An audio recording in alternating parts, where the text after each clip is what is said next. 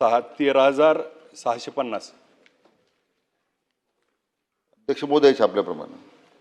अध्यक्ष महोदय, पिलीव माळशिरस तालुक्यातलं ब्रिटिशकालीन नीरा उजवा कालवा दक्षिण भिंतीला 7-8 सालापासून कॉन्ट्रॅक्टरनं काम अपूर्ण आहे आणि त्याच्यामुळं 6 मे 2025ला ती भिंत पडून त्या बाजूच्या सगळ्या शेतकऱ्याच्या शेतामध्ये त्या ठिकाणी पाणी वाहून गेलं, नुकसान झालं आहे शेतकऱ्याचं.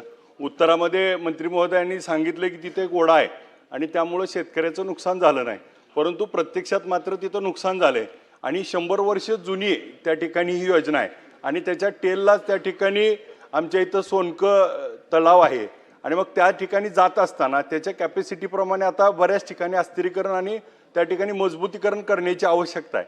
तर ते केल्यास त्या भागातल्या शेतकऱ्याला खूप मोठा लाभ होणार आहे आणि या शेतकऱ्याला आपण उत्तरात म्हणलं की वाहून गेलं नाही किंवा नुकसान झालं नाही, तर नुकसान झालं तर त्याची प्रत्यक्ष पाहणी करून ते नुकसान त्या ठिकाणी भरून देण्यात, त्याचे नुकसान भरपाई देण्यात यावी.